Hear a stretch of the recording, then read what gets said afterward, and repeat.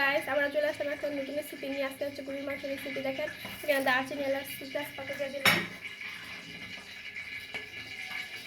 1 চামচ হলুদের গুঁড়ো, 1 চামচ মরিচের গুঁড়ো, এখানে 2 কেজির মতো মাংস আছে,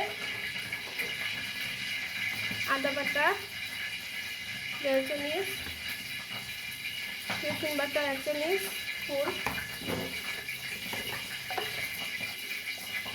জিরার গুঁড়া 1.5 চামচ, ধনিয়ার গুঁড়া আধা চামচ, পরিমাণ মতো তেল দিয়ে দিব, পরিমাণ মতো তেল দিয়ে দিচ্ছি। এখন মাখিয়ে মাখানো হয়ে গিয়েছে, এখন বসিয়ে দেবো চলে। তো আমি ওই পর্যায়ে কোনো পেঁয়াজ দিইনি, এখন আমি পেঁয়াজ দিয়ে দেবো।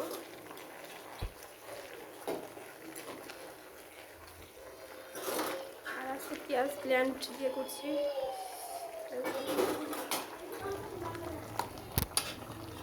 তো মাংসটা এখন ভালো করে নেড়েছে দেবো। মাশাআল্লাহ এখন ফ্রাই কষানো হয়ে গেছে।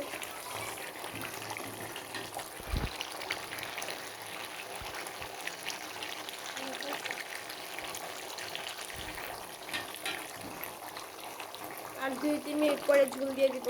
এখন একটু নেড়ে ছেড়ে দিলাম। তো গরুর মাংস কষানো হয়ে গেছে, এখন আমি ঝোল দিয়ে দিব। এরপর যে ঝোল অ্যাড করে দিতে হবে, পরিমাণ মতো ঝোলটা দিয়ে দিবেন। যেহেতু আমি 2 কেজি পরিমাণ গরুর মাংস নিয়েছি, তার জন্য আমাদের এখানে 4 কাপের মতো পানি লাগবে। অবশ্যই আপনারা মাংসটা এরকম করে রান্নার চেষ্টা করবেন। আমার চ্যানেলটা ফলো করলে অবশ্যই আপনারা আমার মতো করতে পারবেন। এখন দিয়ে দিলাম বিসমিল্লাহ। আমি 2 কাপ পরিমাণ মতো পানি অ্যাড করে দিলাম। দেখেন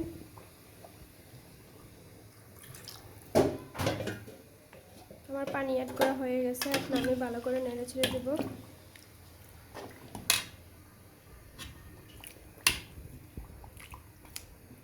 মাশাআল্লাহ মাংসটা খুব কালার আসছে ভালো অনেক। আমি পেঁয়াজটা আগে দিয়ে নাই, পেঁয়াজটা আমি কষানোর একটু বাজে বাজে হলে পরে পেঁয়াজটা দিয়েছিলাম। তারপর আমার কালারটা আজকে আমি অন্যভাবে মাংসটা রান্না করছি, তার জন্য ভাবলাম আপনাদের সাথে শেয়ার করি।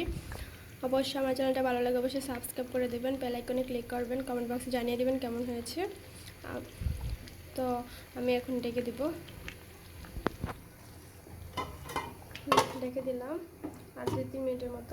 তো হয়ে গেছে, এখন নামিয়ে ফেলবো। দেখা গেলে শুরু হয়েছে মাশাআল্লাহ। তবে ভালো লাগলে অবশ্যই কমেন্ট করবেন, সাবস্ক্রাইব করবেন, বেল আইকনে ক্লিক করে দেবেন। বাই বাই, সবাই ভালো থাকবেন।